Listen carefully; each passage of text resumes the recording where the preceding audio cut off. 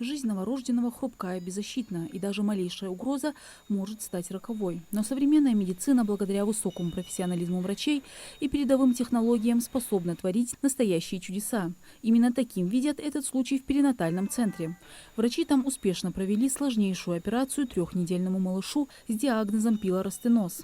Обратились родители со своим ребенком, который не усваивал питание, отмечалась рвота и начиналась потеря массы тела у ребенка уже.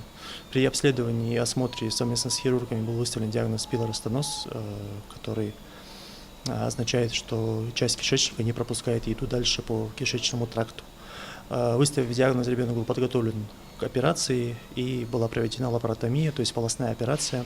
Единственным эффективным и жизнеспасающим решением при пилоростенозе является хирургическое вмешательство. Несмотря на то, что маленькому пациенту нет и месяца, и связанный с этим риск высокий, решение об операции было принято незамедлительно. Команда перинатального центра, специализирующаяся на неонатальной хирургии, понимала всю ответственность. Для родителей это был период невероятного волнения, но и безграничного доверия к врачам. Медики провели тщательную предоперационную подготовку, направленную на стабилизацию состояния малыша. Воспаление водно-электролитного баланса, затем в условиях стерильной операционной началось самое ответственное – полостная операция. Послеоперационный период у нашего ребенка, нашего пациента течет гладко, стабильно. Мы уже дышим самостоятельно, уже мы начали кормить ребенка уже. И, в принципе, сегодня-завтра готовы переводить его в палату совместного пребывания с матерью. Этот случай – еще одно подтверждение высочайшего уровня современной медицины, возможностей перинатального центра. Именно в таких учреждениях сосредоточены ресурсы, опыт и технологии, необходимые для спасения самых маленьких и беззащитных пациентов. Оперативная активность у нас хирургическая растет в сравнении с тем, что у нас было раньше. То есть то, что мы раньше отправляли в другие клиники, федеральные центры, мы уже стараемся делать самостоятельно на своем уровне. Из последних того, что мы проводили, это вес 1300 граммов, была тяжелая операция. Была операция у ребенка менее 2 килограммов, она длилась около 8 часов. Это был очень сложный случай. Но полостные операции для нас являются уже нашим основным.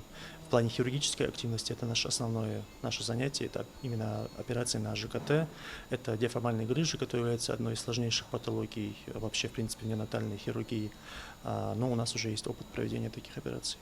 Республиканский перинатальный центр – это не просто медицинское учреждение. Это высокотехнологичный комплекс, созданный для спасения и сохранения самых хрупких жизней – будущих мам и новорожденных. Именно поэтому наличие современного и полного спектра оборудования для проведения операций является фундаментальным условием его эффективной работы. На данный момент в перинатальном центре имеется все необходимое оборудование для выхаживания детей, как доношенных, так и недоношенных, в том числе детей, которые находятся здесь после хирургических вмешательств. У нас есть и кювезы, которые необходимы для выхаживания недоношенных детей. У нас есть ИВЛ-аппараты, в том числе и ИВЛ с функцией высокочастотной.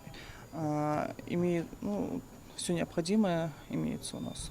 Транспортный кювез используется для перевозки новорожденных, особенно недоношенных или больных детей, требующих поддержания и оптимального микроклимата и проведения интенсивной терапии. Он обеспечивает контроль температуры, влажности, уровня кислорода и позволяет проводить искусственную вентиляцию легких во время транспортировки. Таких кювезов в перинатальном центре 3. То есть мы полностью стабилизируем наверху ребенка, оказываем полную реанимационную помощь. После стабилизации состояния в транспортном кювезе на ИВЛ-аппарате перевозим ребенка в реанимацию.